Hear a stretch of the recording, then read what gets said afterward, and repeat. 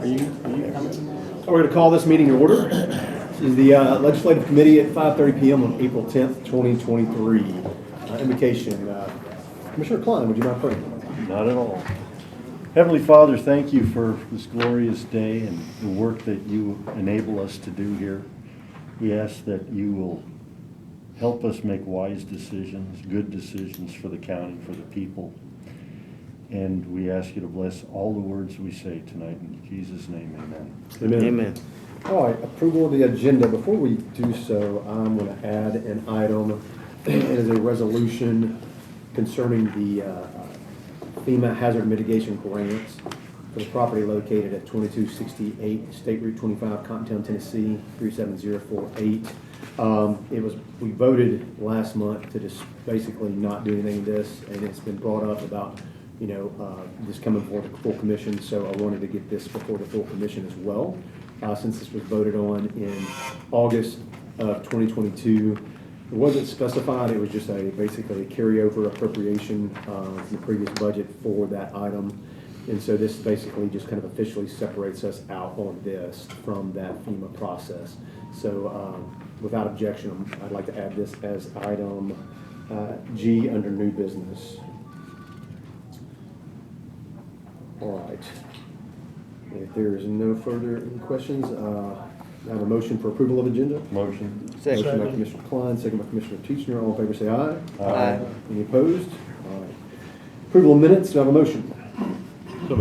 Motion by Commissioner Rogers. Second by Commissioner Klein. All in favor say aye. Aye. Any opposed? Move. Recognition of the public. When I call your name, if you please come up to the table. This area roughly, you'll have 5 minutes to speak. I think it's Michael Bartman. Is that correct? If I said that right?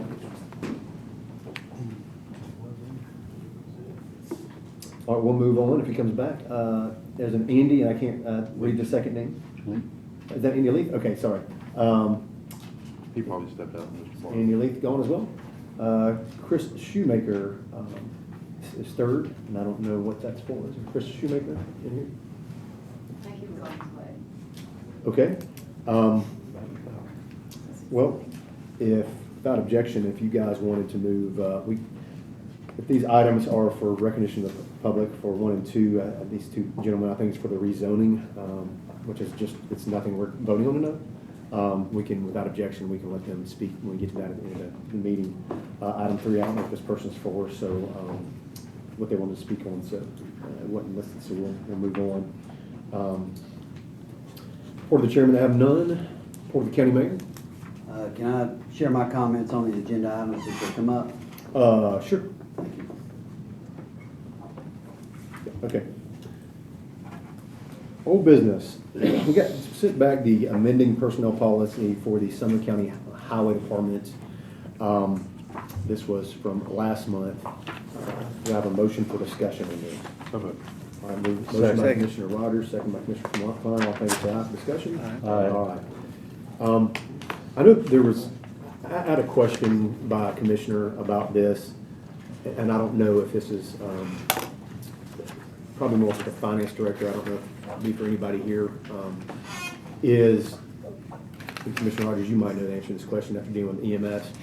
I know that we went through the process of changing how the hours work for vacations, I think sick, and reclassifying that a little bit. But the question was, is this based on hourly or is this based on salary? Like it just, a day's a day, it doesn't make a difference what the hours were. And so that was my understanding is there was a budgetary question. Is this going to push over any kind of budgetary issue?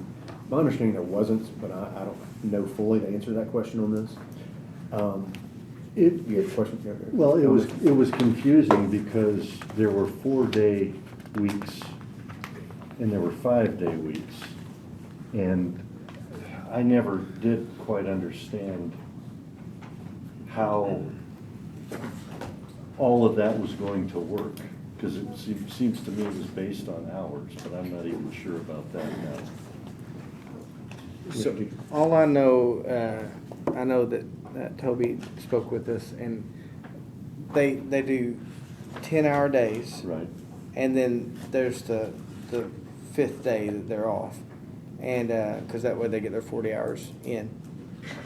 But somehow or another, I think they were having, Toby said, this is from Toby, I don't know this from experience, but he said they were having to use 2 hours of their, like, PTO if they were wanting to take a full day off, or if they, like, were given a day off, like, for there's some kind of a thing where they had to always grab 2 hours of their PTO, even if they got 8 free hours. Right. So that's what it was about. I don't know the solution, but that's what it was about. So. Yeah, and I was reading through it today, and I didn't see that it was, I didn't see that it was addressed. It may have been addressed in there, but Commissioner Sheriff, do you know there's a budgetary impact on this as far as I like? don't know that there's a budgetary impact. I haven't heard one direction or the other. I haven't gotten an answer on it. I think that was part of why we didn't take action on It this was. last month. In budget. Was this in budget last It week? was. No. Okay, And so we- that's, And we didn't take action on it because we didn't know if there were gonna be a budgetary impact. I don't know that I have a direct answer on that. I mean, you could argue, I think there was some discussion, I know there was discussion that all the other departments operate this way.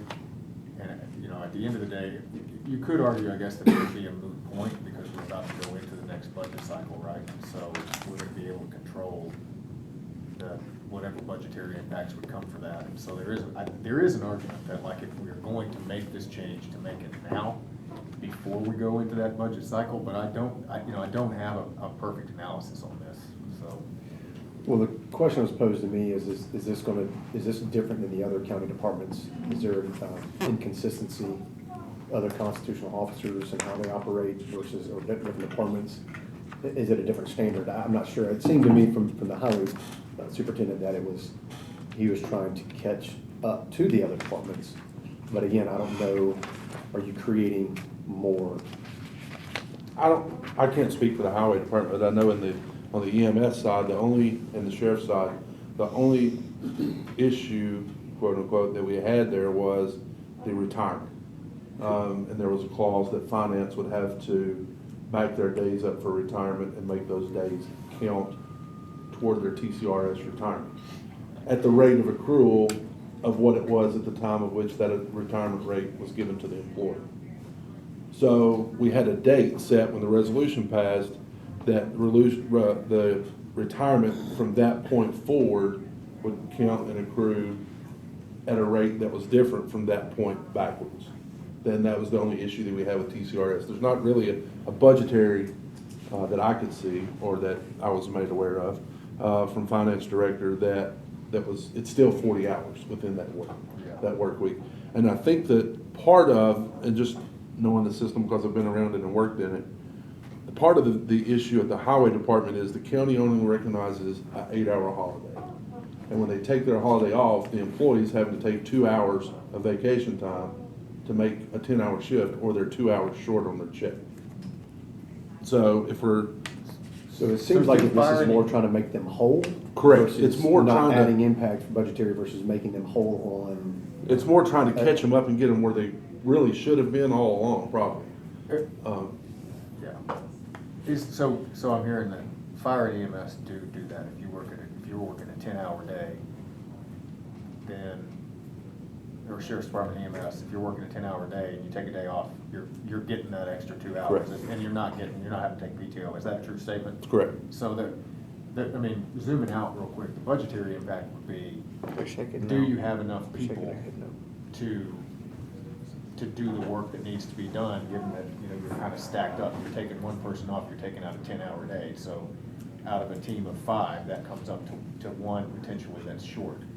And like, again, when I start to think about that, we control that through how many FTEs the highway department requests. And so we have control of it at a high level. So I feel like that from that specific, and the more I think about it, it's probably not a problem.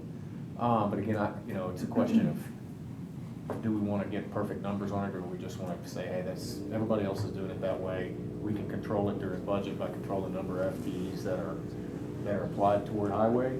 And then we would, to your point, Mr. Rogers, we would have to square that up with the retirement system. And there may be an impact there. I think it was just a matter of the department heads keeping and finance, keeping the date of that change. And then that accrual hours to that point would be at this rate, and the accrual hours past that point would be at this rate. To clarify what I said earlier, it's the accrual Right. of 12-hour shift is 12 hours sick or vacation, is how we're doing on the sheriff's and EMS side. So I guess my question there is, if you take that day of leave, is that counted as a full day, or what happens to those extra 2 hours in the retirement system? Are you losing those in the retirement system? No, you're still looked at it as a 12-hour day. I think that's what they had to clear up on the backside is when you're scheduled to work a day, your day is understood to be a 12 or an 8 or a 10 in this Got it. case.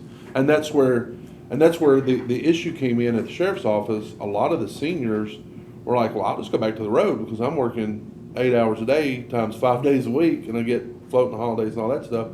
It would work out better for me and more bank to the retirement if I work 12-hour shifts. But they're like, no, I'll stay here because I'm that close to getting out of here.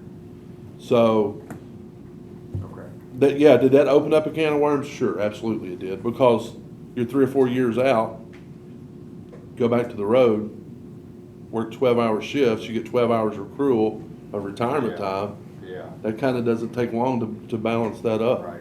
Versus your 8 that you're getting as admin. So. But it's something we're trying to do to help all the way across the county, at least for the emergency side of saying, hey. I'll move to approve Okay. this. I think we control it in budget. I'll move to approve this. All right, motion by Commissioner Schoaf. Second. Get a second by Commissioner Rogers. Any further discussion? All in favor, say aye. Aye. All right, motion carries. Item B, under old business, is the OSHA Safety Director. It's in your packet. The Law Director's Office was speaking on this, so I don't know if there's anything to discuss or new to add. I know this was requested, I think, removed from the full commission agenda back in March. And I assume this is good to go this month, Mr. Law Director, or do you guys have anything? I've got nothing new to add past my last draft I sent. Feel like it's good to So go? what's the draft in the agenda? What's the named person in the agenda? Who's the named person? Who's the main The person? named person. Human for the resources, safety- wasn't it? I No, think. it says OSHA Safety Director. Yeah, who's the named person for that? I forgot. For The safety county? director. I yeah, thought it was that's- like- HR, Cheryl. I thought it was the Smith. county mayor is what it was. I think it was supposed to be the county mayor or his designee, and it says, I think it still says the HR director in there. I think it does too. Let's see what we can find it. I think that's the only change, and unless there's something else, I think that's the only change that I we thought had. that was the revision we sent out, was with those changes.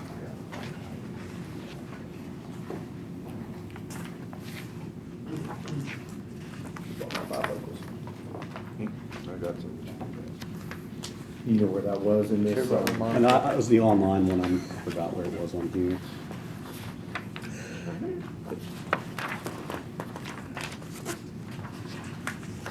Here it is, right here, page 17. 17? Yeah, this wasn't updated. Oh, Cheryl Lewis. So, was this the only spot that this had this? That's the only spot that I've seen it. So, do we want to change that to the county mayor?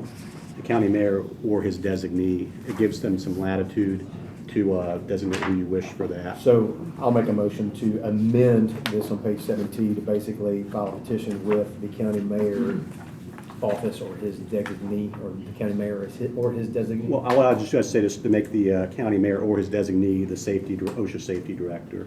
Okay. So I second in case that. we're missing it somewhere, somewhere else. Yeah, in here. to clear this up, where Cheryl Lewis Smith appears be replaced with the mayor. Or designee. Or designee. I'll make a Second. motion for that. Second by Commissioner Kitchener. I second that because it's right here also again, Okay. guys. Yeah. So anywhere in this document that it says Cheryl Lewis Smith, we're going to change to county mayor and or county mayor's designee. So we got a motion, we got a second, any discussion? All in favor, say aye. Hold on. We can clean that up. Wait, in front of there, it says Human Resources Director in one spot, so. Correct, that's on page But that- 17. Yeah, that's easy to clean up. Well, we didn't do the nose yet, so I'm gonna. I didn't vote yet. I'll go ahead and vote. Well, that passes. I'm going to amend this, or I'll just make another motion on this to clean up anywhere it says human resource director. Swap that with county mayor and or designee as well. So you got a second on that? Second. Second by Commissioner Rogers. All in favor, say aye. Aye. Any opposed? All right. So that passes. All right, new business, veteran services report presentation. Do we have anything to add, or would you? No, so we've been out to the county quite a bit, we had a little over 100 miles. But what I want to highlight is we had a veteran, or it was actually a spouse, called in, she wanted some help getting a VA home loan. Turned out that her husband he passed away, he had cancer after the Gulf War.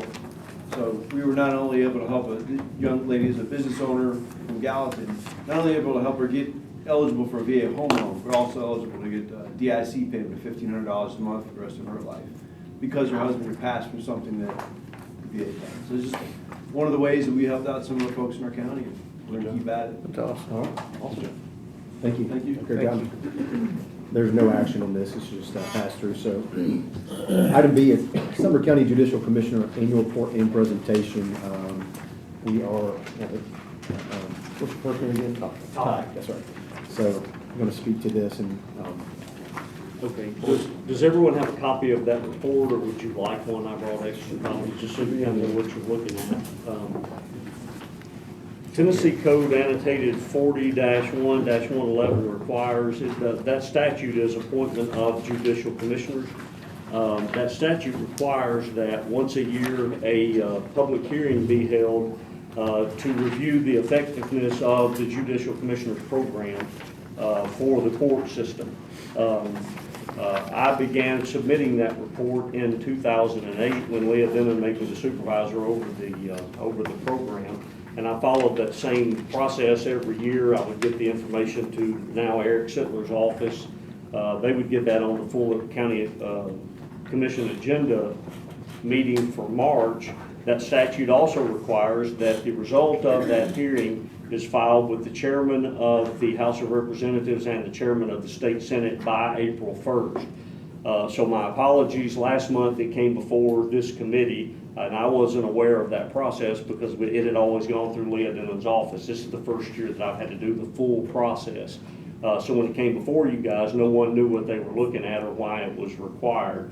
The statute requires that public hearing be held. Typically what happens, I will forward that information to Eric Sittler's office the 1st of February. The statute also requires that a 30-day notice be published for the public to have input into the effectiveness of the program. And so when that got tabled in March, we had to start that process all over again. That report are the numbers, the responsibilities that are spelled out in the statute, what a judicial commissioner can and cannot do, issuance of warrants, issuance of a minimus to jail, search warrants, orders of protection, those type of things. So we break it down and put those numbers in there, what the judicial commissioner's current responsibilities are and what those numbers look like. So that's why that is before you at this time.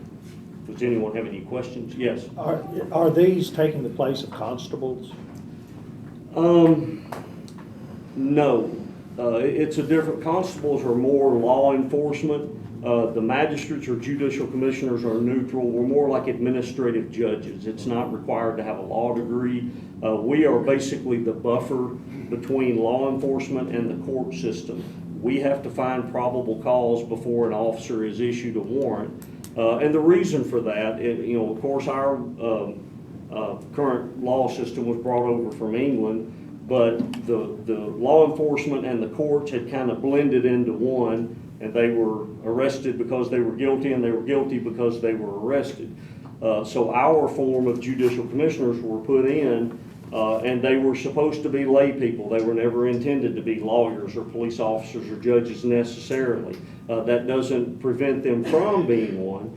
But what it was a group of lay people that were that buffer between law enforcement and the courts to make sure that officer had cause before they arrested this person and took their freedom away and introduced them into the court system. So we are completely 100% neutral and detached. We do have current judicial commissioners that are former law enforcement officers. We've had judicial commissioners with law degrees. Most of us, we have a former school teacher here. We've had people that worked in business, all facets of life. We try to keep a good mix of everyone because we're supposed to look just like the people that are coming before us before they're introduced into the court system. How many are there? We currently have 8 full-time and 1 part-time, so 9 total. And when the department was started in 2006, there were 12 that were all part-time. Leah Denham made me full-time in 2008 and put me over the department. In 2015, I believe it was when we put the 2nd General Sessions Court in and appointed Mike Carter. Judge Thompson in Circuit Court and Chancellor Oliver in Chancery Court asked for some relief from General Sessions, so they kicked orders of protection down to General Sessions Court. And because of the 24/7 nature of the judicial commissioners, we were asked to start issuing the orders of protection. That's when most of the part-time positions went to full-time, and we kind of had that shift. Prior to that, they were all part-time. Any other questions? Yes, sir. What was Leah's role? I'm hearing her name mentioned with a lot of authority in making decisions. Well, initially, the judicial commissioners were put under the law director's office. In 2021, Anthony Holt moved us out from under Leah and put us directly under him. I don't know a lot of the reasons behind that. What year was that? I think it was 2021. I believe it was 2 years ago. I think July 1st of 2021 was when that became effective. But prior to that, from 2006 until 21, we were under the law director's office. What relationship do you have with the sheriff's department? We are in their building. They're gracious enough to give us space there. Of course, the people that we are processing are the arrestees, and of course, they're going to be in the jail. You know, there's always a little bit of friction sometimes between law enforcement and the magistrates because we deny their warrants, but we have a pretty good working relationship with them, so they're gracious enough to give us space. We currently have 2 sets of offices because of orders of protection. We have one that primarily does the criminal side, setting bail, dealing with bond conditions for victims of crimes, and then we have a separate office that's more civil. That's where the orders of protection are done. Go ahead. You mentioned that this department was implemented in December 2006 to more accurately comply with TCA 40-1-111. Was this, I guess, the judicial commissioner program created under that statute, or? It was. So this is a statute that was passed in 2006 or No, 2005? that statute always existed. Prior to that, there were 3, they were night clerks under Mahalia Hughes at the time. She was the county court clerk. And they used court clerks to sign warrants, set bail, those kind of things. There are strict limits, there are statutory limits what the clerks can set for bail. What happened prior to 2006, there was a civil rights attorney that filed a lawsuit in Sumner County. For some reason, he withdrew that lawsuit, went to Wilson County, and either settled or won the lawsuit there. But in the interim, Sumner County went to the judicial commissioner's program. The reason for that, prior to that, we were, I'm just going to be honest, we were holding people without bail in some instances, which is highly unconstitutional. The only thing that we can hold a person without bail for is some type of a capital offense, first degree murder, that type of thing. But in other instances, we were holding people on temporary or ex parte orders of protection. They were held without bail. They never saw a magistrate, never saw a judge. If you look at this past weekend, if they came in on a Thursday night, they were held in jail until Monday morning with no paperwork. They were just being held without a charging instrument, without a minimus, without anything. Those are the things that go into the judicial commissioner program addressed, because the clerks don't have authority to issue the ex parte orders of protection. They don't have the authority to sign search warrants. A lot of things have changed. I believe it was 2012, the state legislature changed the DUI laws, and they put a lot of mandatory bond conditions or conditions of release that require that we issue transdermal alcohol measuring ankle bracelets. It measures the amount of alcohol being released through your skin.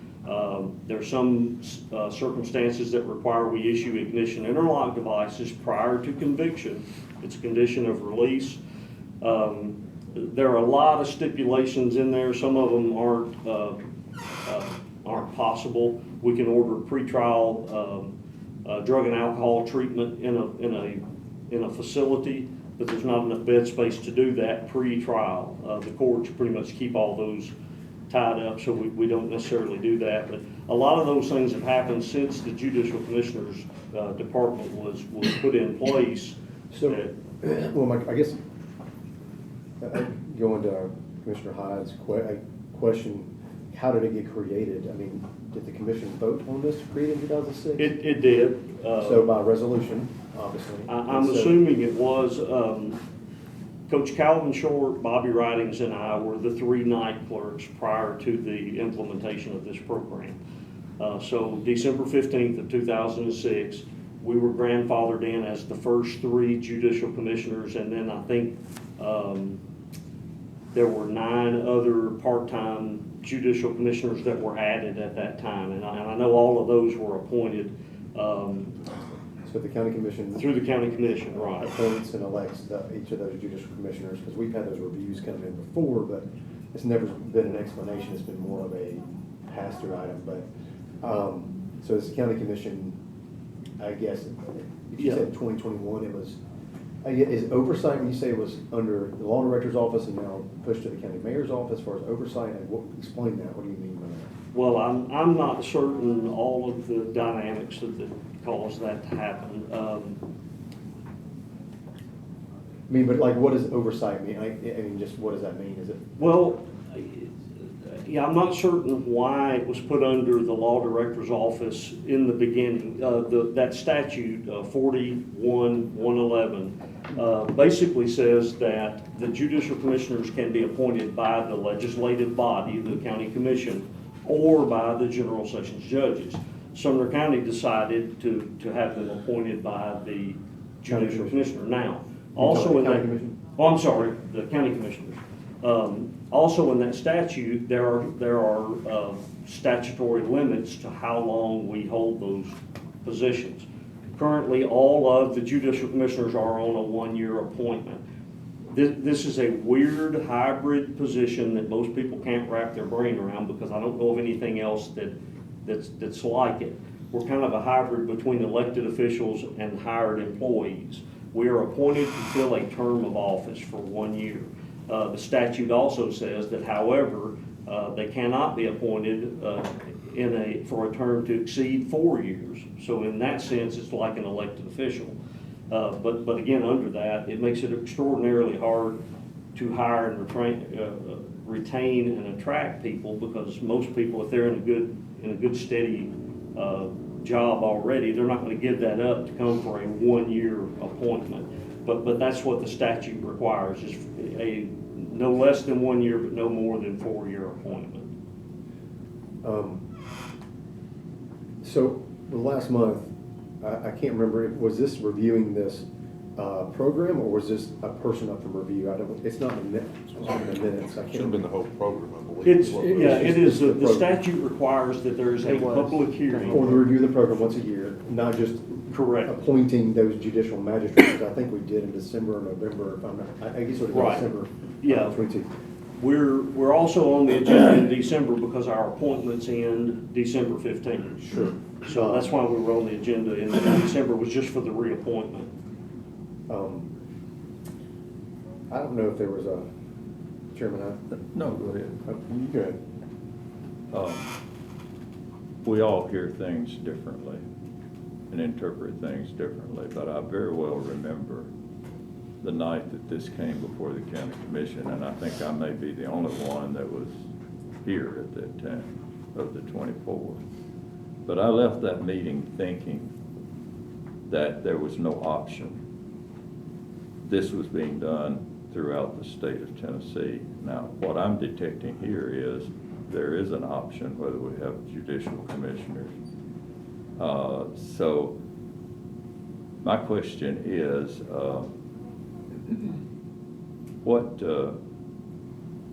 what precipitated this? Is there something that you're aware of that precipitated us changing to judicial commissioners? And how many counties in the state of Tennessee actually is operating under the judicial commissioner statute? I would have to contact the Judicial Commissioners Association of Tennessee, so they would know exactly how many counties. A lot of the smaller counties that are on more of a circuit type where, you know, one judge does 2 or 3 or 4 counties. But I'd have to get that number. If I had to guess, I would say probably close to 3/4 of them. I know a lot of the smaller counties didn't. I was on the board of directors for the Judicial Commissioners Association for 1 year, and one of the things they were trying to do is get more uniformity statewide. Every county you go to, it's strikingly different what they do. As far as the responsibilities that we currently have, no, there is not an alternative to, I mean, you can shift all the orders of protection back to circuit and chancery. They're gonna squawk about that, but there's a lot of responsibilities that we do. That statute also says in other court actions that the General Sessions judges, they decide what our responsibilities are. Not the county commission. The responsibilities that are handed to us are granted by the General Sessions judges. That's where the effectiveness of how we're serving the court comes in. That would be better suited to ask the judges. You know, of course, I'm going to defend the judicial commissioners, but the effectiveness of the program would be a better question to ask the judges, the General Sessions Court. Mr. Chairman, it says in the opening paragraph, the chief legislative body of any county having a population of less than 200,000 or a population of not less than 270,000 or 76,000, no more than 277,000 according to the 1970 federal census or any subsequent federal census may appoint, and the chief legislative body of any county having a population of over 700,000 according to the 1970 federal census or any subsequent federal census may initially appoint. So it's the legislative body appointing these commissioners. Correct. And then it gives the list here of all the duties under the Well, there are other subsections. If you keep reading, there's a lot of those population references in there. And if you look at the populations, one of those was Trousdale County when they went to a metropolitan form of government. They carved out a niche in that statute for themselves. Hamilton County has one that's represented in there. Robertson County has one that's represented there. They opted out of the state-funded mandatory continuing legal education. The state pays for it. But that for some reason they opted out of that. But there's a lot of those population stipulations in there.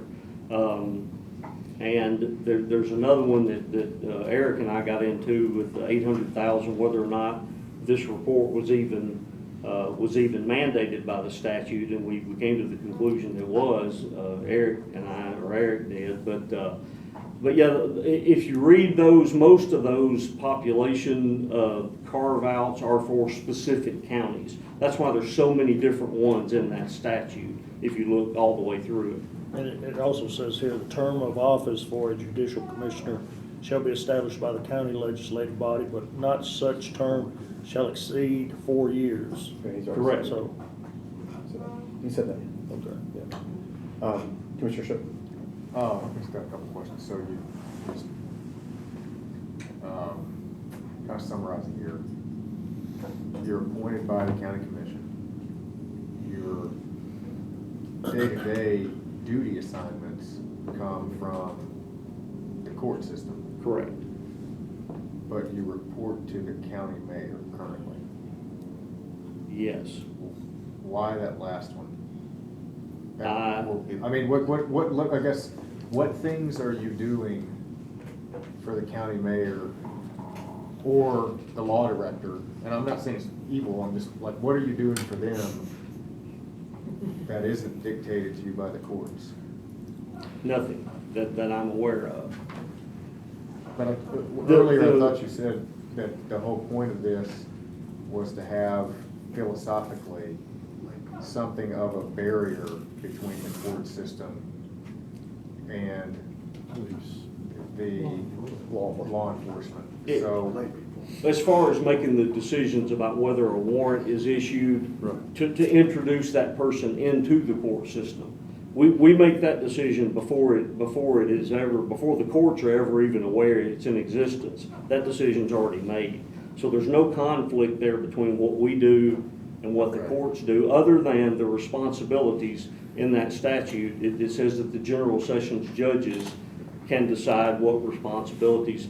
Just to give you an example of something that no other county I know of does this, except Sumner County, but our general sessions judges allow us to hear public intoxication cases. You know, the people that get arrested for public intoxication, PI, especially through the holidays. They don't want 20 or 30 of those jamming up, getting the population of the jail up just over a weekend. So they allow us to actually hear those cases. That statute, one of the other requirements is that judicial commissioners can hear small cases. Now, when we hear those, the judges have stipulated that we just order them to time served. We're not sentencing people to 30 days in jail on a C misdemeanor like public intoxication. However, that they have delegated that to us to allow us, because we're there 24/7, we can go ahead and hear those public intoxication cases, find them guilty, release them on time served, and get them out of the jail. That way we're not jamming up the sheriff's office and getting their population up just in a really short time. That's my next question. What happens if tomorrow, and I think I have an answer to this, because I recall a conversation with the judge about it, but what happens if tomorrow you guys disappear? We will have, the judges in Sumner County will have to sign every search warrant, every warrant, every minimus, they'll have to do that. All of these numbers that you have in here? Well, not all of the numbers. The court clerks can. There are limitations. There's a different statute. I wish I could recall the number off the top of my head, but there is a statute that allows court clerks to set bond, but there is a maximum allowable bond of $50,000 regardless of what the charge is. We routinely have six-figure bonds for. Just a case in point, a couple of weeks ago, we had a case where they had a kilo of.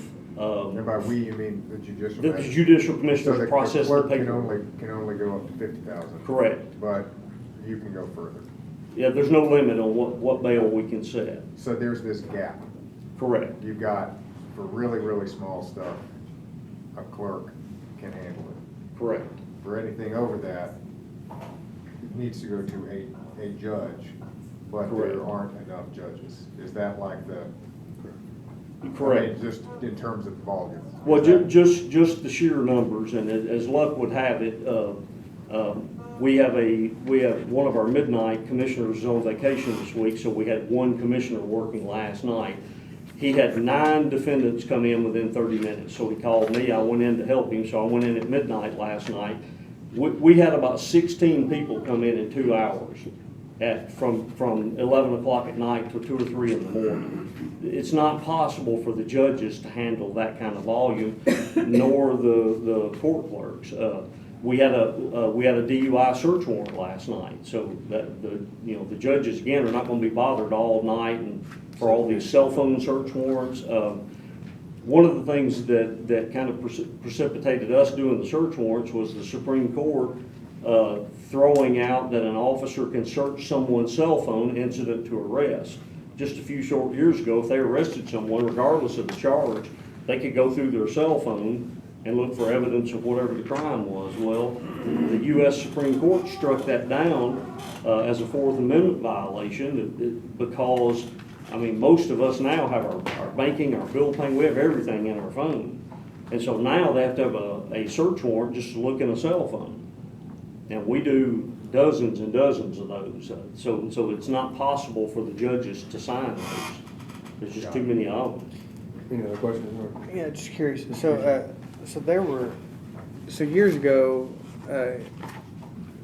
the county commission was more like a blend between today and your role. It was like, correct? It was, because the county commission could issue a warrant and, that kind of thing. I know Mr. Hyde and I have spoken about this Yeah, before. that was years and years Yeah, ago. years and years ago. But it wasn't, that these didn't cross paths in like the early 2000s, right? I just was curious about that. Yeah, that statute that we keep referring to, 40-1-111, it strictly prohibits a county commissioner Yeah. from being a judicial commissioner at the same time. That would be a conflict. That probably came out around the time that it was. Probably so. Commissioner Klein? This is a much more mechanical question. So you have 9 people, one is part-time, the rest are full-time, and you're manning around the clock, 365 days a year. Yes. Where are your offices? They are in the visitation lobby at the sheriff's office. Okay. Are you moving to the new courthouse when that happens, or No. you're staying in there? We're staying in the sheriff's office. You general ops, we gotta make room for you. Well, if I can interject here, there's a sound reason for that too, though. Yeah. So if you want to elaborate on that. Well, the reason we're staying in that building. Yeah. Well, currently, we do all of our interviews by video conferencing, so that way the jail doesn't have to pull them out into any kind of public space. That they set up a monitor and a camera, so we do the video interviews from our office. Prior to COVID, we went in the cell with the inmate, and we did our business in the cell with that. That was extraordinarily dangerous. And again, we've had commissioners get assaulted by inmates before. We've had a pretty wide range. Just until a few short years ago, we had a couple of our commissioners that were 80 years old. They were retired from public life and took a part-time job as a commissioner. And we've had a few of them. I myself, probably I don't know if y'all are aware of my situation, but I was held hostage with 27 citizens and had a shotgun stuck in my face, and I've got pictures of it on my phone. I'd love to show you, but that's neither here nor there. But it's extraordinarily dangerous because where we are, the public can come and go at will. It's in a public area of the jail, and they can come and go. That's where all the visits are scheduled. So it is extraordinarily dangerous, but we're not going to the new building. The inmates are in the jail. We do our business in the jail. So that's just kind of a common sense decision. Commissioner Hyde, we're going to close this down after this. I have just 2 questions. You have, from what I'm hearing, a great deal of authority as a judicial magistrate. Would you agree to that? Yes, sir. So my question would be, my first question would be, we elect you, but who sets the salary and the responsibilities, if there are any beyond what the statute states? Who do you work with to establish all of that, especially salary? The responsibilities are with the sessions judges, but the salary is entirely through the county commission. Okay. It's just part of the budget process. And my second question, I think I know what was happening about 2021, that this change was made. And I won't say that to anyone because I just don't think it needs to be said at this time, but you or the judicial magistrates had to have some kind of questioning. Why is this happening, that we're being changed from the county law director's office to, and I'm not talking about the mayor being a political person, but changing it to a political office? You had to ask questions. Why are we changing bosses here? What was told to you? That was precisely my concern at that time, and I expressed that with Anthony Holt at the time because Under the law director's office, we did have a little bit of a buffer that kind of kept the politics out of our position, which it should be. The magistrates have got to be comfortable in the decisions they're making, not feeling like that by any political pressure, not from the judges, not from the district attorney's office, not from the county commission. We have to be neutral and detached. Again, before any warrant is issued, it requires, that a neutral and detached magistrate make a probable cause determination before that warrant is issued. And we can't bow to pressure from anyone. Again, we reflect the public. We're that buffer. Now, to address your concerns, there was a major sensitive issue that I know you're aware of that we won't discuss. But when I discussed that with Anthony, he said that Leah had too much pressure and responsibility on her, and that he was removing the judicial commissioners out from under her authority and placing it directly under him. And of course, at the time, we didn't know who was going to be elected to replace Anthony. And he said to me, I don't mind saying this, I hope he doesn't mind, but he said, have I ever gotten involved with your department and tried to tell you how to run your department? And I said, no, sir, you have not. But we also know you're not running for re-election, and we don't know who your successor is going to be. And they could be. Nothing personal, John. but at the time, we didn't know who was going to be elected into that position when that happened. So there are some things that were going on over here that I'm too far removed from. I don't know all of the reasons why we were removed. I know part of it was budgetary because of a request for a new position, and part of that became budgetary. And I agree with the decision that was made at that time. So for what that's worth. Under what budget is your salary? We have our own budget, our own department, so we're under the judicial commissioner's budget Okay, so line. it's a separate, Yeah. okay.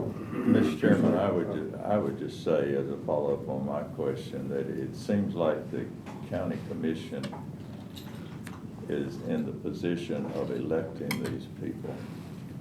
But when it comes to making decisions that could be political, like moving them from one area to another, or other types of decisions, salary and things like that, we have no input at all.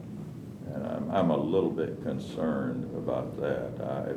If I'm going to elect someone, I want to have some kind of input on it. Mr. Hyde, I don't remember ever voting on this as a commission. That's a problem, the fact that it seems like this was done inappropriately, and it wasn't done correctly, so if it was done. So as part of this, if we're going to move forward with this, I would make a motion to restore that oversight back to the law director's office as it was intended from 06 to 21. So second by Commissioner Teacher. Mr. Mayor, for discussion. Yeah, I just wanted to weigh in because my name was mentioned several times. When I first learned of this, I was really surprised it was under my authority. Personally, I would have thought it'd been under General Sessions Judge's authority. On further reflection, I see why you need internal controls that kind of separates them from both the sheriff and General Sessions. Having said that, I think it should be out of political control. I think it should be under the law director's purview for the, quote, day-to-day operations of the judicial commissioner. So I would certainly support that. Well, my motion is to approve this, you guys amend it with the condition that the establishment of the day-to-day goes back to the law director as it was originally voted on. And to our knowledge, it was never passed by the commission to change that. So we're just basically reestablishing something that shouldn't have ever happened, basically. Is there any further discussion or questions on this? I have one very short one. With the maximum term of 4 years, sir, this is just probably just an uneducated question, I don't know, but how are you still in your position from 2006? Because it's more than 4 years. That may be a stupid question. Renewed every year. Well, renewed every year, but it said no, not to exceed 4 years. It's the Well, magnitude term. For several of those years, and again, I've got Jennifer Hilly with me, she's my daytime supervisor, on call on days, I'm on call on nights, but Jennifer and I were on 4-year appointments as supervisors. Again, because of the political climate, both of our 4-year terms expired and they did not renew those for whatever reason, so that's why I say currently we are all on 1-year appointments. I would like to get all of the commissioners on 2-year appointments at some point, but let me take this opportunity, if any of you would like to come over and just kind of see what we do and how we do it and where we do it, I would encourage any and all of you to come. I'd love to do that, so you can actually get a hands-on look at what we do. Yeah, so we're going to move on, so we have to. Okay, wrap this up. but I would like to get all of them on a 2-year appointment, just because of that uncertainty. Every year, everyone starts getting nervous, and it is extraordinarily hard to find people to fill this position.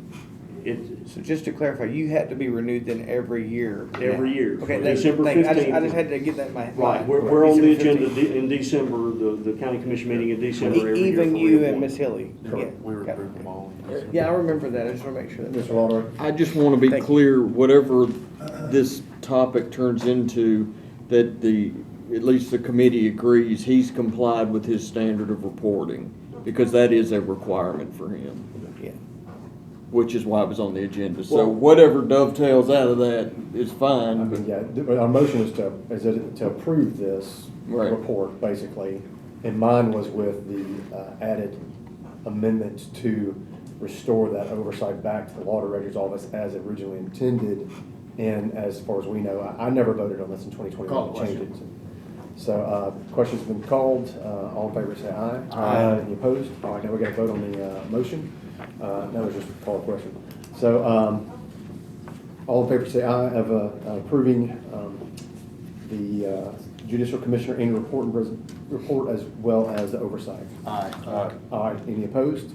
No questions that will be called. All right, motion passes unanimously. All right, thank you very much. Appreciate it. Thank you. Thanks, sir. Item C under new business is the opioid resolution.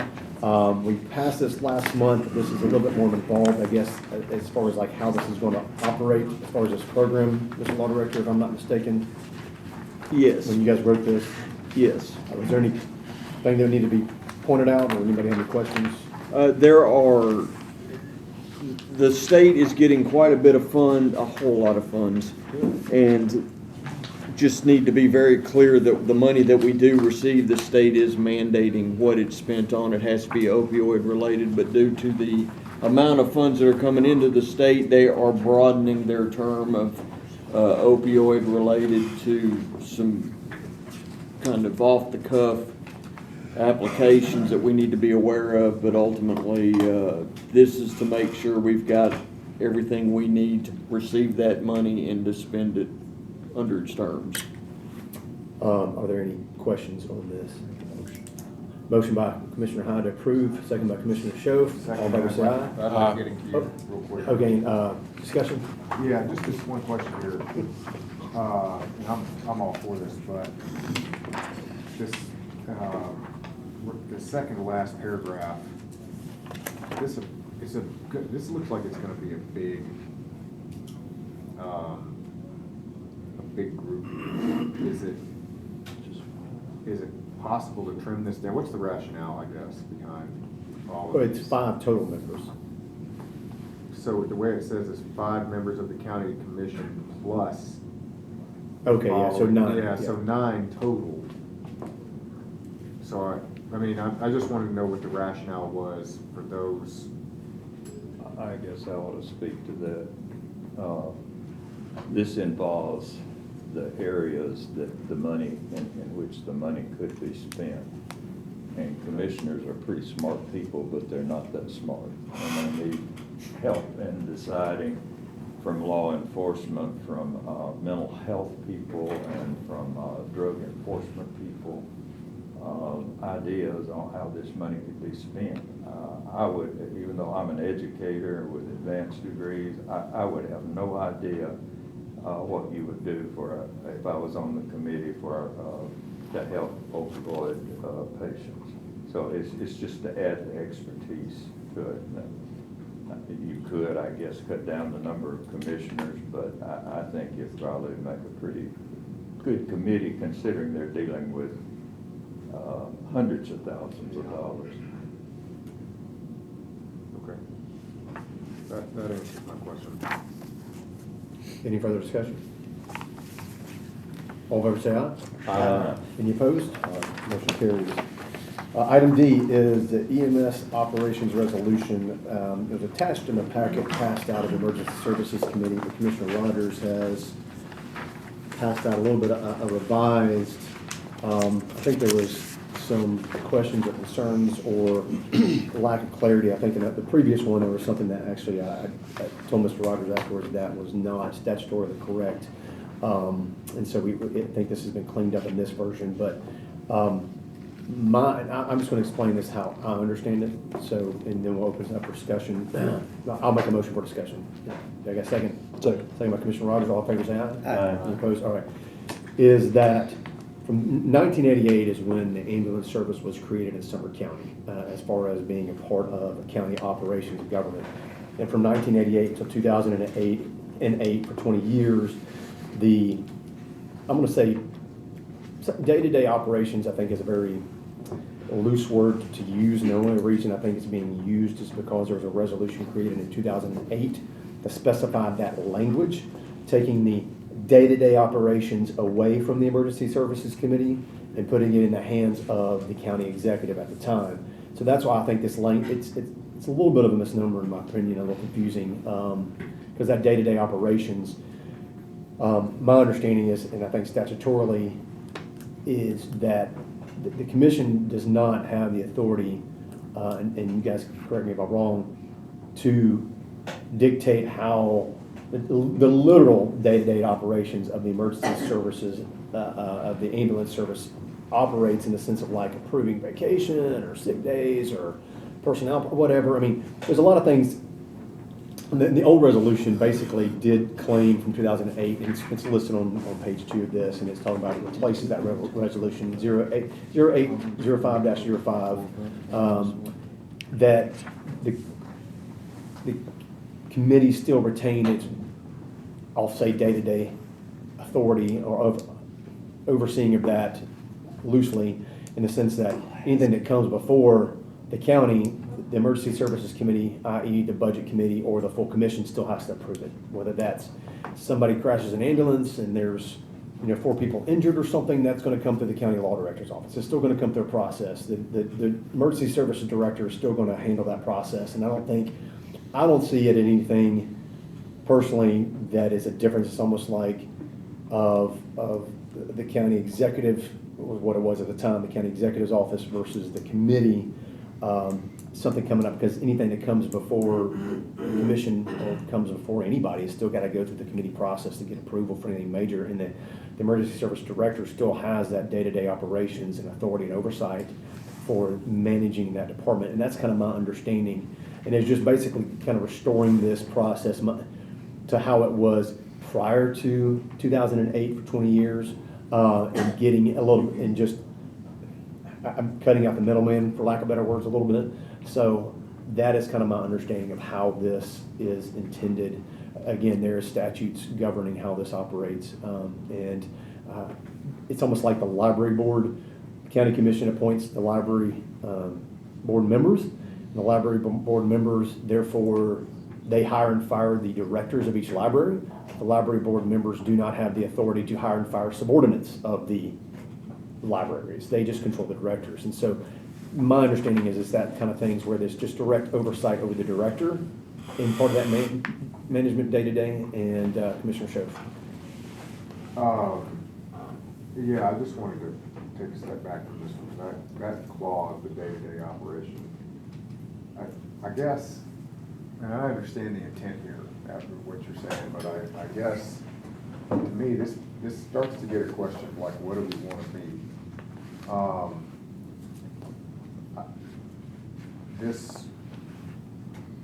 I could tell you that if I sat on I don't sit on the EMS committee, but if I did, I would not be able to oversee the, you know, where the day-to-day operations or have the capacity to receive a daily report, anything like that. Now, if we were talking specifically about who the authority is to hire, you know, hire and fire, that's a, in the allusion to the library board is I think potentially a good and fair one, but like when you say day-to-day operations, that feels to me like we're signing ourselves up for work that I don't, you know, I don't know that we've got the capacity to do. That's, that phrase. Well, again, I mean, that's why I kind of led with the fact that I think it's confusing when you say day-to-day, but the problem is that the literal resolution from '08 use those words day-to-day to basically shift oversight, and to me it's more oversight, I think is a more appropriate word, I mean that can be debatable as well, of how it was from 1988 until 2008. I mean, it's just like for 2 decades it was just fine, and then it just changed for no reason, kind of like. Well, was there a reason, I guess? No, there was no reason really given that I'm understanding. I mean, I know that the chairman of the the Emergency Services Committee at that time was Commissioner Vaughn, who was a lieutenant with the Hendersonville Police Department and detective, was against that as the chairman. And so, you know, he had a full-time job, but that was, I understand that, and that's why I wanted to bring this into this committee, kind of like, let's hold this for a second and discuss this and clean up language or talk about what we need to, but Commissioner Klein.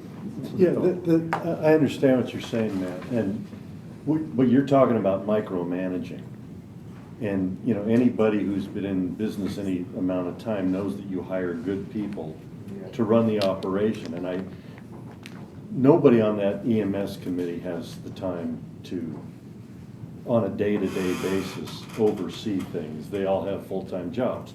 So maybe the wording could be changed to something more appropriate, but as I see it, you know, you hire a great chief, that chief runs the day-to-day operations, and if he needs any guidance, he comes to the EMS committee in order to do it. In actuality, there would probably be less control. I know that the people at the emergencies, at EMS is, they're all concerned that their vacation days are going to be affected and stuff, and that's just not going to happen because everything has to be done by committee. Daryl cannot say, this is the way it's going to be. And so I think the process and the fact that it did work so well for 20 years or more, I think there's nothing wrong with it. It takes something off of John's plate. It allows the chief to be the chief, to oversee things, and if there needs to be a course change or some direction, the committee that's in charge of that would oversee that change. So I think it maybe is bad wording, maybe, but as Jeremy mentioned, it's the way it was in 1988. So. Well, I also tend to agree with Matt. Now, I understand this. You hire good people and all that kind of stuff, but we don't have the expertise. I mean, I had in a battalion, I had the battalion aid station. I knew how that worked, but I wasn't the hands-on person for that. And I knew what had to be done, but well, the question we need to clean up the language. That's make question daily is, Bob, operations, something like that, not just day to day. John doesn't have the expertise either. Yeah, I know. And so, you know, somebody's got, and that's why the committee is who the committee is. You've got people who have been involved in emergency services over the years, and I mean that's why they were picked by committee on committees. Mr. Chairman, I regret that there was this confusion with language on this resolution.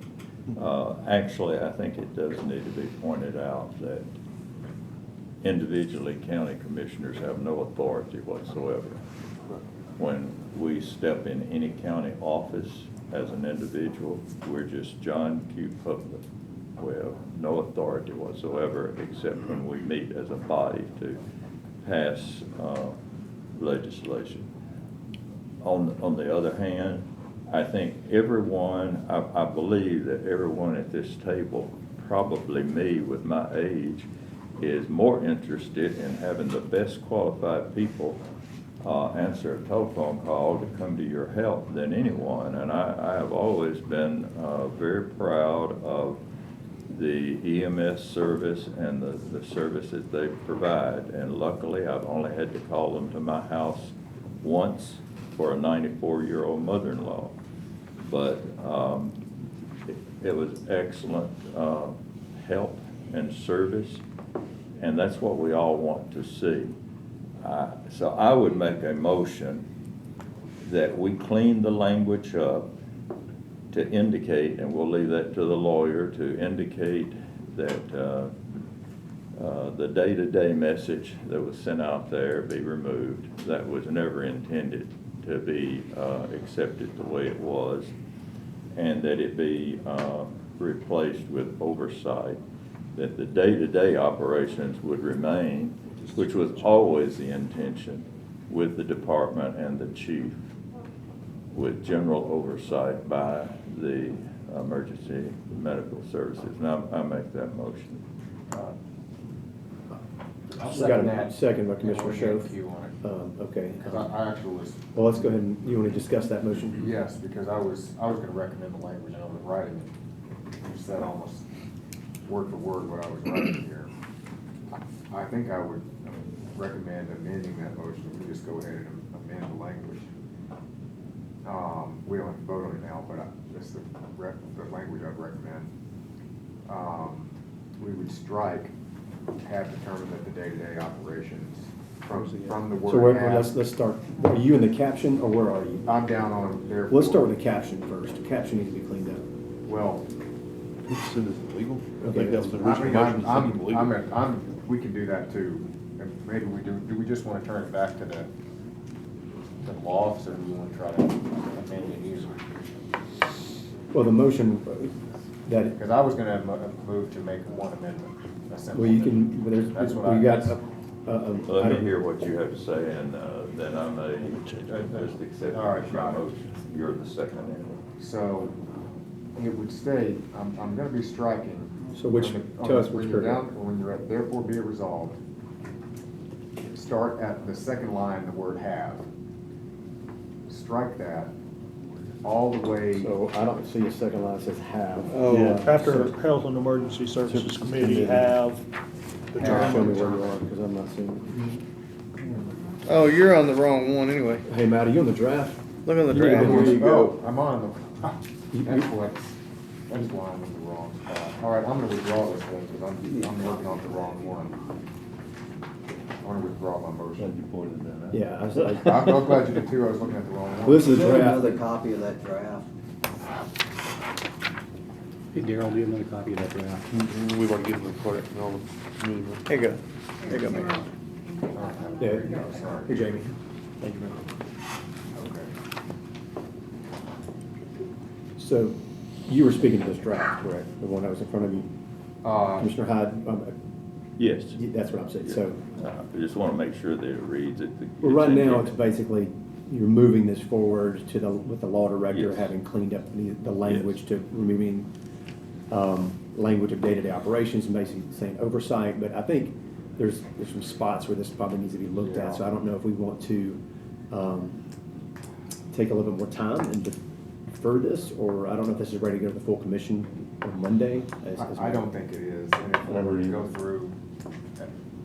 to go through, this, I can hear a fellow commissioner say that words matter, and that we will end up debating this for 3 hours. Well, I mean, that's why I wanted to, we brought it to legislative to see what we need to do. So if you do have a motion to clean it up, but if somebody wanted to make an amendment to that motion, we could move to I defer this. think by the very fact that we asked the lawyers to clean it up, leaves it open Yeah. to bring it back after they have worked on it, and that I'll Yeah. include So, that in well, my we could motion just, in a without second. objection, move this into old Yeah. business.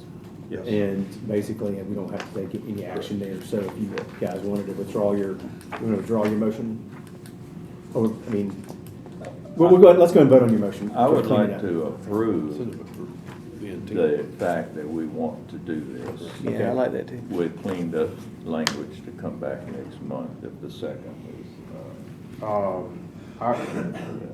I would only, the only thing I'd like to change from that, you said a specific word when you were making that motion, and that was general oversight. What I've read here, pardon my interruption, what I've got down is change it, insert general oversight and remove the day-to-day day-to-day. That gives you that general oversight of operations. I like that. My second is, my second stance. All right.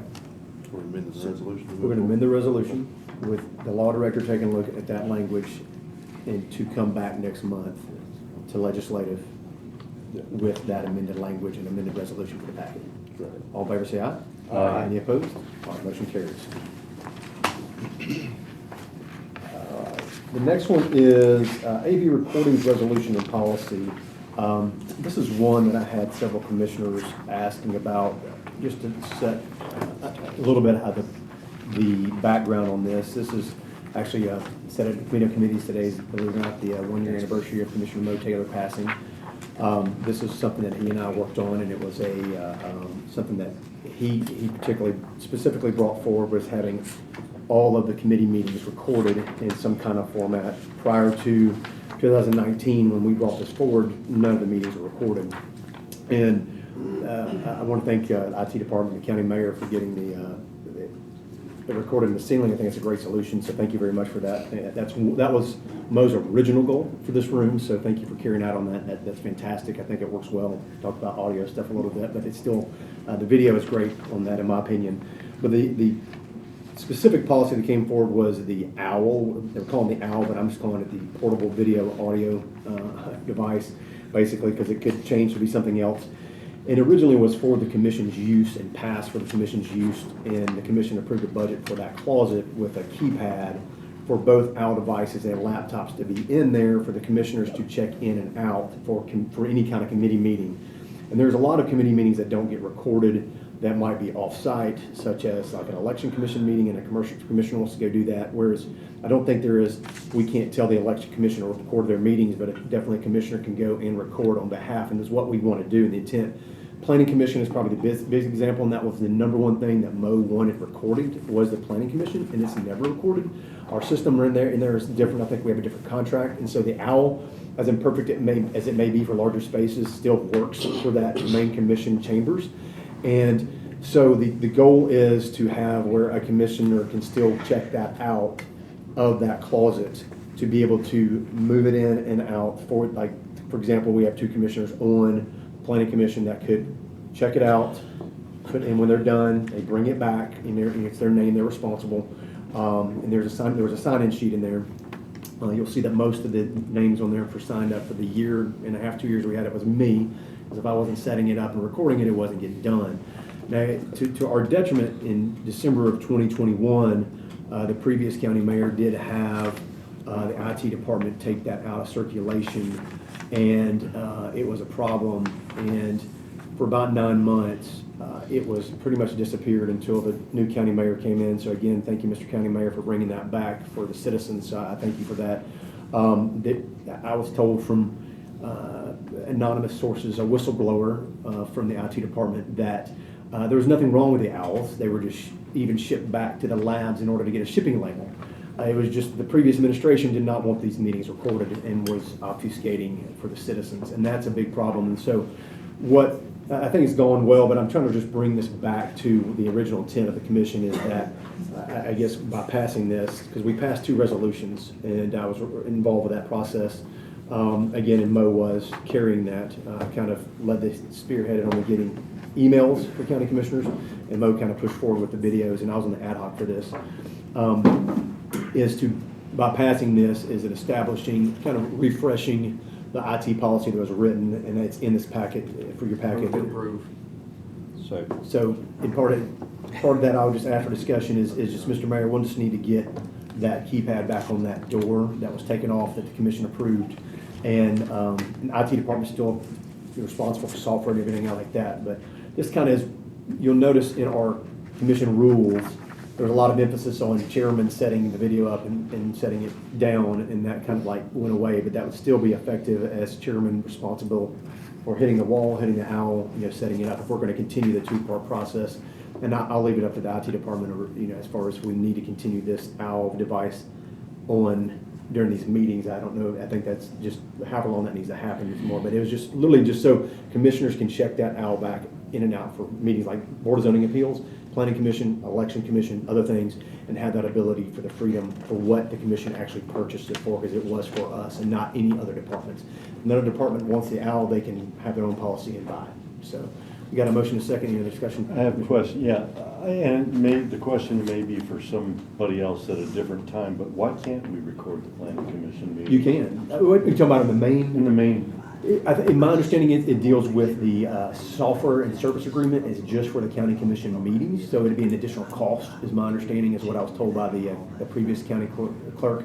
So that it's a monetary issue. So the OWL device is simple, where you guys could just simply check it out, plug it in, it's paid for, and there's no extra cost. I didn't know that. So it's a software issue. So that, because that is a totally different system that we outsource, that I don't think even our IT department has any access to it. It's, as you know, it's a different beast, which is worth looking into something different if we need to. Yeah. The previous commission thankfully put that in place in 2017.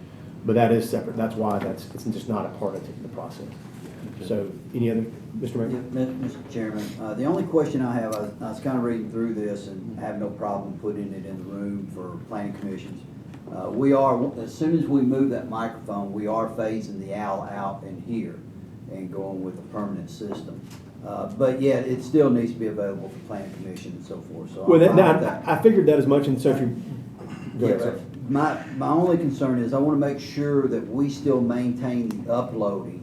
When I say we, the IT department uploads to the YouTube page. That way we have accountability of the upload. Yeah, that's written in the policy as well as a resolution. I didn't quite understand that. And I'll go ahead and say this, you're talking about me. I took the videos off the OWL last year because the previous IT department and the county mayor weren't doing it, and it would take 2 or 3 weeks to put it on there.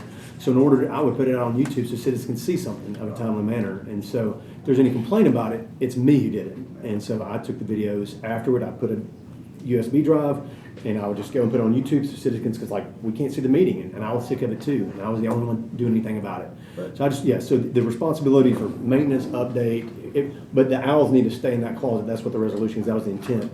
For, obviously, if we're going to a permanent solution and not necessarily want to do this as a redundant backup, that it's still every week or every month, there's still meetings that we as commissioners that are asking for it all the time, and I've had multiple commissioners ask. And so it's kind of getting a little bit of that sticking point, and we haven't had time to deal with it yet, but that was it. That's not a problem. Paragraph 4 seems to address this explicitly. It says, within 2 business days of recording meeting, IT staff, consultants, or designated persons will place the AV recording on the county YouTube channel and maintain accessible links. That Correct. seems to. Correct. And I thought within 2 business days is fair. Yeah. Time is kind of what the intent was. So I didn't change that really. It was always, the spirit was 2 to 3 business days, but it was taking 2 to 3 business weeks plus. And so that was unacceptable. Yeah, and I think we have a pretty good policy in place. We get them up pretty quick. No, yeah, you guys are doing great, usually the next day. So I commend you guys doing a fantastic job on that. But it was just more of that, since the commission did have a policy, we had it twice, we did have a lock on there and it's kind of disappeared. This policy addresses that needs to be back, because we actually did pay for that as a commission to do our business. So that allows the flexibility for, there's a sign-in sheet, sign it in, so I won't belabor it. We've got a motion and a second. All in favor, say aye. Aye. Any opposed? It carries, full commission. Item F is confirmation of appointment of Robert Tuttle as IT director. Do I have a motion? I make the motion. Motion by Commissioner Chairman Hyde, second by Commissioner Klein. Is there any discussion? Commissioner Sherwood? I have no issue with this, but we've in the past had, big debates on how certain personnel are hired and making sure that folks are, for the law director, which I was very much behind this, making sure that there was a application process, et cetera, et cetera. Again, I don't have any issue with this individually. I just would like to be consistent, that's all. Well, I mean, the law director was, again, it was under the purview of the commission, but that this is an appointment for the county mayor to make. And so it's up to the commission to approve or deny. And so, I mean, if you want to make a motion, I mean, if you want to, by all means, but we got a motion on the floor to move it to the full commission for discussion and approval. Here, please. Did you get this? Yes. Mr. Chairman. Yes, Mr. Mayor. If I may, Mr. Tuttle has effectively been serving as the director since our previous one left. He has ran the department. He has the education, he has the experience, he meets all the criteria. I really just did not see a reason to go outside when I had somebody perfectly qualified, already knew the system inside. He's already got the rapport with the rest of the team up in IT, works well with them. It just seems appropriate that we give him the title that he's had since September. And basically put him in that role that he's already serving. Go ahead, Mr. Commissioner Klein. Backing what the mayor just said, the rest of the crew sees him as the boss now. And they respect him as such, and it makes no sense to go out of house when they're working as well together as they are, in my opinion. I get it, and I, you know, phrase consistency is the hobgoblin of weak minds or something like that, so maybe I've got a weak mind, but we're, you know, having some debate right now about the EMS director. I think there's no debate, you know, there's no debate that there is debate. What fundamentally is different between IT director and the EMS director? I know they're in scope. One is vastly larger than the other. And I know one has a committee that is assigned. Specifically, we don't have a committee on IT.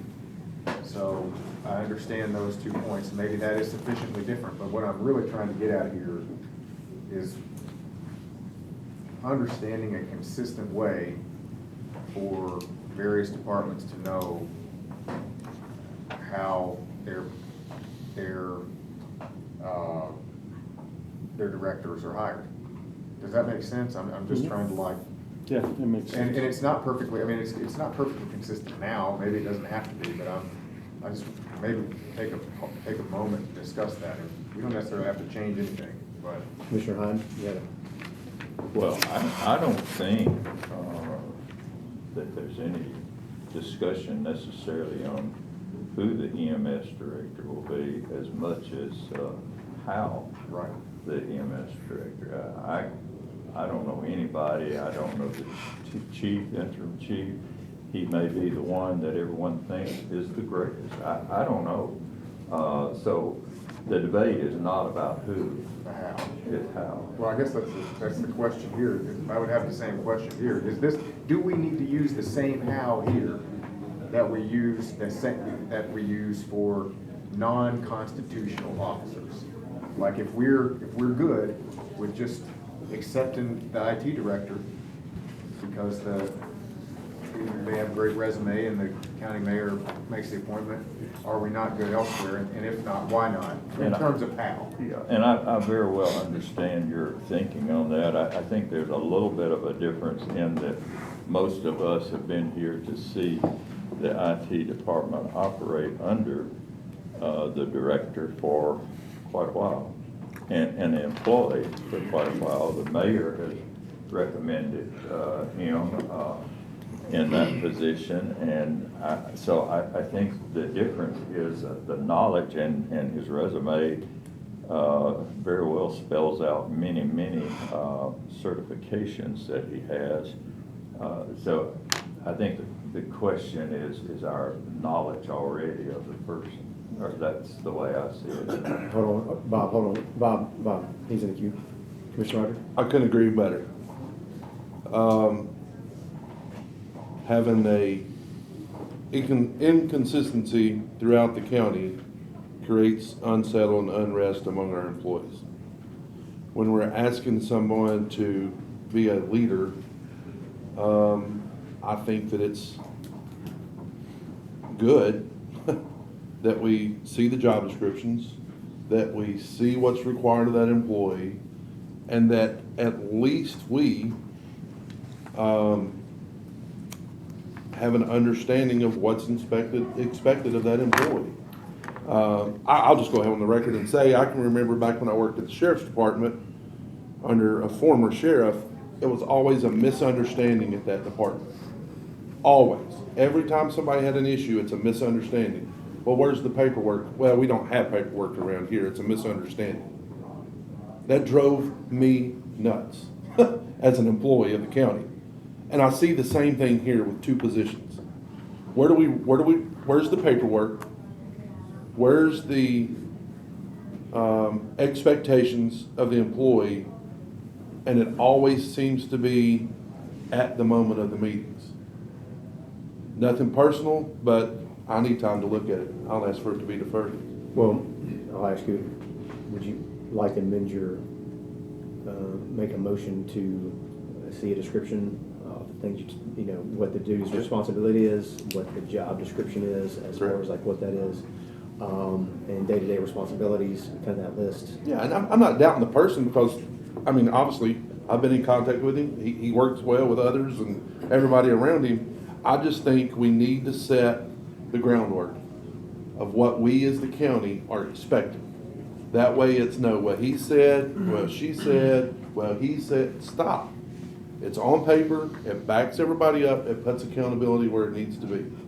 And I think we need to see that. We need to see those job descriptions and what's expected, and I think that's where we really need to go. We've got a human resource division of the county. What's wrong with saying this is stamped received, this was revised, this is what's expected, because God forbid something happens, we hold an employee accountable to the lack of what they're doing. Well, did they really ever know what they was expected of them to do?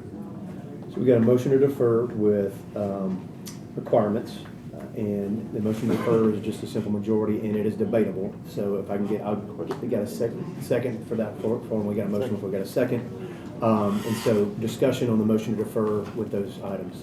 Commissioner Hunt. I will probably, believe it or not, vote against my friend Darrell. That's on fine, this sir. issue. I may be the only one, but the reason being that I think this name was presented by the mayor, who I guess has set parameters and interviewed and talked, and all we're doing at this point as someone that works through the mayor is approve or not approve, and so that's my reason. I would like to amend your motion. Because there's the practical matter of it, and then there's the consistency, right? And that's what I really brought that up for. But we can do both. I would suggest amending this, not to defer, but to accept this conditional on a job description coming out. So 60, kind of like we did, I think, with the interim county attorney. So 60 days, and then we have the. I'll second that. That's fine. Yeah. I was going to amend my original, but that's fine. So we have an amendment. Is that, I have to look at Robert's rules. Can you amend a motion to defer? You can do have two. Huh? You can have two amendments. Well, on a defer though, that was a motion to defer. I think I would have to reconsider my first. Can you defer a motion to amend? You can withdraw it. So would you like Well, to? yeah, I can withdraw. your That's fine, motion? yeah. Okay. Well, now I'll make, because the whole thing's dead, now I'll come back again. and I'll Yeah, make why don't you make a motion? I'll make a motion to accept this for 60 days contingent on The outlines. the guidelines. And a job description, and then to reconsider after 60 days. Well, I know, how about we just say 2 months versus 60 days? I know 2 months, it's yeah, I versus- know you and I argued about that, 2 months is fine. I know it's come up before. Yeah, no, So we have a motion to approve this contingent upon up to two months for getting a job description, responsibilities, duties, due diligence, et cetera, et cetera. Is there any more Maybe a Did second. you have a So second I'll on that? defer my second to Darrell because I don't want to get on his bad side. Well, Darrell seconded. I'll back up Chairman Hyde in second, so we're back on level playing field. Well, Commissioner Shove had a motion. You going to second that? I'll be glad to second it. Is there any more discussion? Before, Chairman Hyde, are we Commissioner back on level ground? We are at We're 7 good. o'clock and we have other businesses. So Yeah. we can break. I'm just wondering if perhaps there were other people in the department that wanted to be director, is that, We got 60 days. It's interim. okay? All right, any other discussion? Please restate. We don't have time, Sam, sorry. Please restate. The motion is basically to approve contingent upon It's an 60 interim days. position. Huh? Approve the position as an interim. Okay, as an interim position, so approve the position as an interim position. For 2 months, not For 60 2 months, with gathering job descriptions, roles, responsibilities, duties, et cetera, et cetera. That is the motion, and it's been seconded. I'd like to make a motion to amend. Okay. Okay, the reason why is because I feel like we're right on track, but we're gonna keep going back because we didn't state it properly, I don't believe. I'd like to make a motion to amend and have the exact same thing, but just from here on out, we also post it as, we didn't say we would post it. And I feel like that it needs to be posted to the public because, I mean, ultimately, that's the most transparent and fair we can be is where other applicants are able to see that. Access that. And so- Well, you just need to second that. So you got a motion to amend the main motion for basically posting to job boards. Yes. And that has gonna have a fiduciary, it's gonna have a budgetary impact, so, you wanna, That's fine. Mr. Chairman, you know, I'm always the one to speak up on the rights of the commission and the authority of the commission to do things. I really doubt in this case, since IT falls under the direction of the mayor, that we can, it's up to him whether he posts it or presents a name within the department like he did this time. Those that fall under us, I think posting would probably be something we need to look at and make a standard like Darrell was referring to. well, I'll just say, I understand where Commissioner Teacher is coming from and Commissioner Scho's coming from. I don't know, I'd be curious for the law director to look into this. I don't think there would, anything that would preclude the commission from actually doing this. Doesn't mean the county mayor has to pay attention to it because whether, if the commission does take applicants in, that's the commission acting, just doing that and just handing it over to the county mayor's office to consider, but it's not a requirement, I think. I think the commission would have that purview, just it's just because it's just acting independently in that instance. That's just my interpretation of thoughts, but. My understanding of this would be, to use your analogy, would be up to the point of appointment, everything the commission sends to the mayor in regards to the position is informational only Correct, at his yes. discretion to make the appointment. It would not Absolutely. be, there would be no binding for that, that's correct. So, I mean, I think it's a legitimate ask if that's what this body wants to do, but, I'm fine with it. I keep my second remains in place. no, there is gonna be a budgetary impact for that, so you guys, Well, we can control that in budget. all right, do you want to, I guess, we need to add that to the agenda after this meeting, from this next meeting, to discuss, so. Yes, we can. So your amendment is basically posted to, whatever the job description, roles, responsibilities, duties to a job board. Yeah, just let folks know. Yeah, just let people know as a public notice. Yeah. Basically. We have a motion for amendment and a second. All in favor say aye. Aye. Any opposed? No. Commissioner Hyde opposes. Now we're back to the main motion of interim position, 2 months, and going through the process of reviewing all of the description, roles, responsibilities. Any other discussion? All in favor say aye. Aye. Any opposed? All right, motion carries. Item G is FEMA. This is what I added at the beginning. Just to clear up and make sure there was no confusion about what we did in legislative last month as far as opting into, it's per the citizens' request to save the Draper House and save the old post office. And this is just basically moving this forward to the full commission. Since this was done as commission action back in August, it would be commission action in April as an appropriate movement. So I want to make the motion to push this forward to the full commission. Second by Commissioner Rogers. All in favor, say aye. Any opposed? Commission recognition, we have 3 items, well, Yeah, there's a motion to group approved by Commissioner Show, second by Commissioner Rogers. All in favor, say aye. Aye. All right, and we have the zoning. We did have two people want to speak to the zoning. They weren't here at the beginning. Do you guys still want to speak? This is not, we're not taking action on this. This is coming to the full commission next week for you guys, just so you know. So if you're free to speak, but we won't be taking action because this is not something we're voting on. This goes to the full commission on Monday night for a public hearing.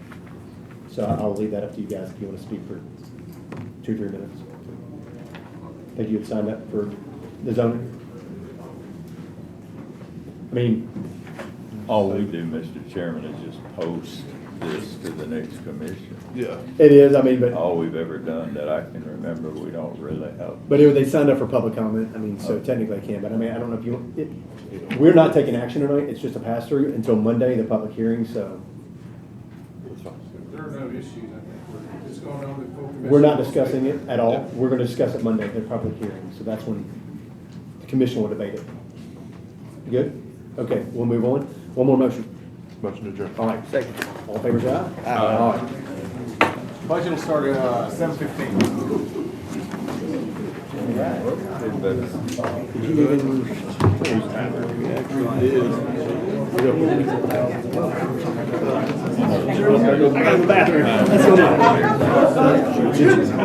Did you get Daryl's dress?